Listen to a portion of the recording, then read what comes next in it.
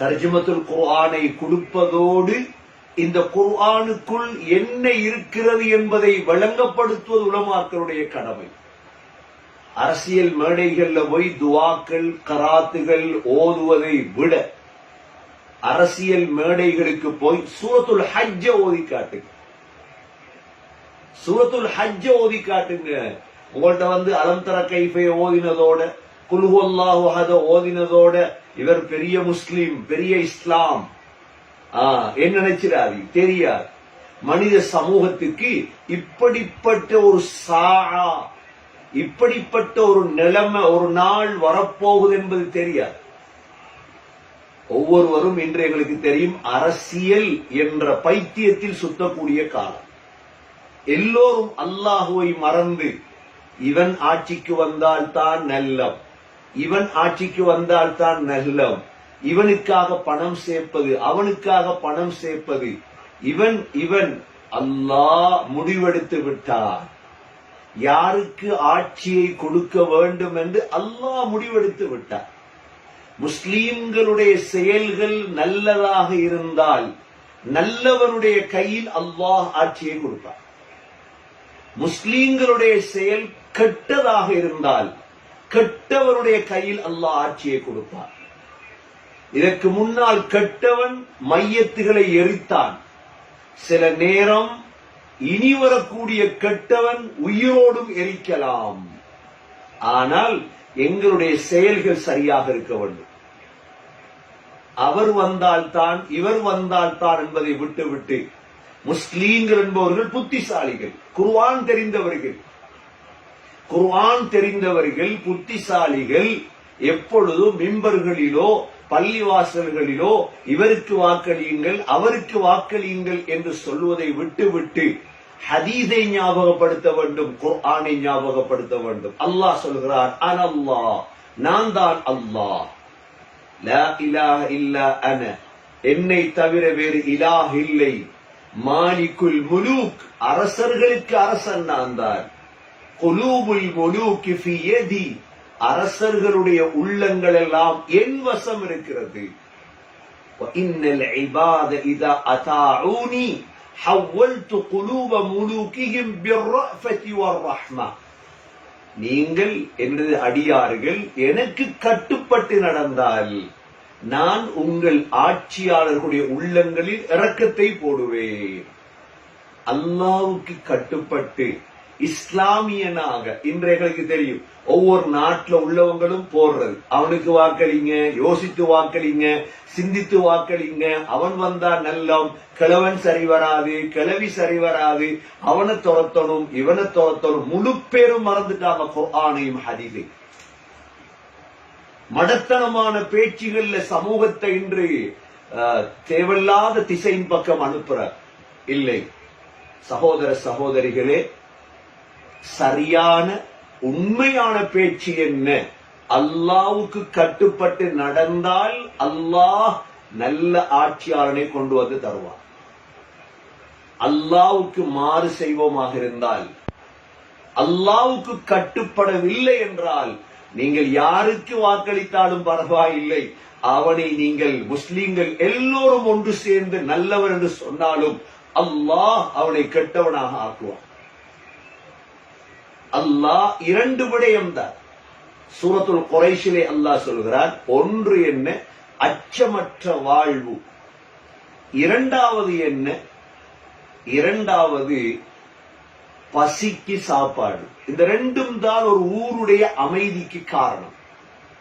அல்லாஹ் சூரா குரைஷிலே சொல்கிறான், லிஈலாஃபி குரைஷ் ஈலாஃபிஹிம் ரிஹ்லத்தஷ் ஷிதாஇ வஸ்ஸைஃப் فليعبدوا رب هذا البيت الذي أطعمهم من جوع وآمنهم من خوف.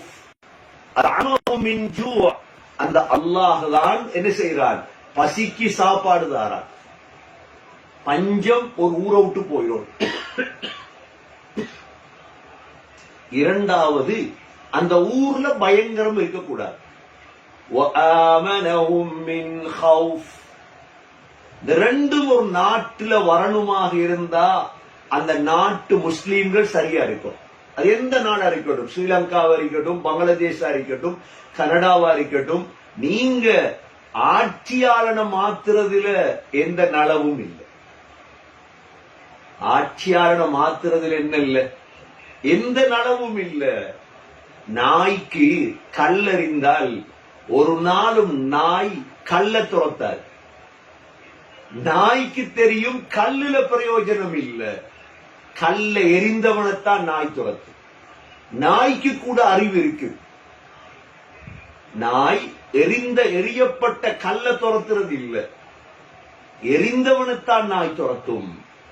நாங்கள் எல்லோரும் கல்லை துரத்தி கொண்டிருக்கின்றோம். இந்த கல்லை எரிந்த ஒருவன் இருக்கின்றான். அவன் சொல்கிறான், அல்லாஹ் சொல்கிறான், ஆட்சியை கொடுப்பவன் அவன், ஆட்சியை பிடுங்குறவன் அவன். ضرب الله مثلا قرية كانت آمنة مطمئنة. அல்லாஹ் ஒரு ஊரை உதாரணம் காட்டுறார். அந்த ஊர் எப்படிப்பட்ட ஊர் தெரியுமா? அமைதியான ஊர், சந்தோஷமான ஊர். ஆமினா முத்துமஇன்னா. இதுதான் எங்களுக்கு தேவை. எங்கட நாட்டுல பிரச்சனை இருக்கக்கூடாது, இதானே தேவை. எங்கட நாட்டுல பஞ்சம் இருக்கக்கூடாது, இதானே தேவை. ஆமினா முத்துமஇன்னா அந்த ஊர். يأتيها رزقها رغدا من كل مكان.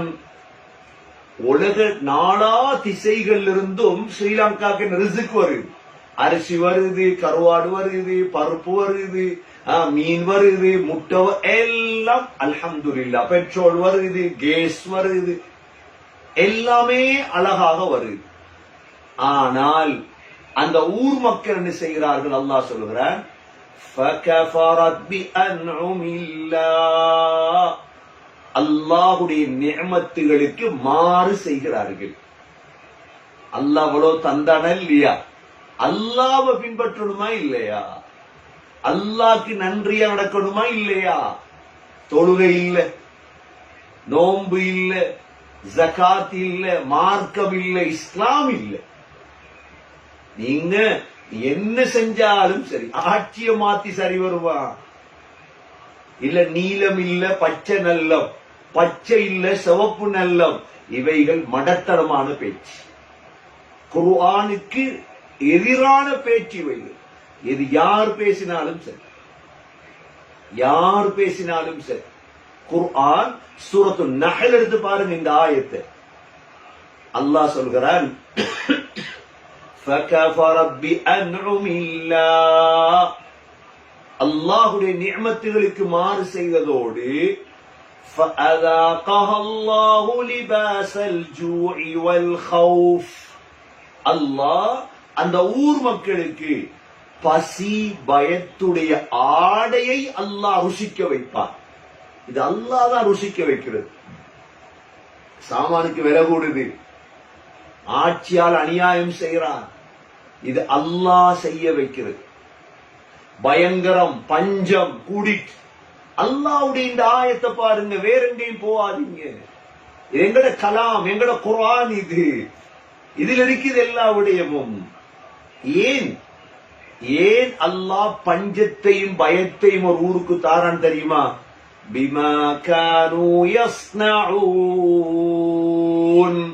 அவர்கள் செய்த செயலால், அவர்கள் செய்த செயலால். செயல்தான் எங்கட காரணம் சகோதர சகோதரிகளே. ஆகவே இந்த காலம் எந்த காலமாக இருந்தாலும் இந்த குர்ஆன மக்களுக்கு விளங்கப்படுத்தும். நாங்க பேசுற அவ்வளவுமே யூகங்கள், குர்ஆன் மட்டும்தான் உண்மை.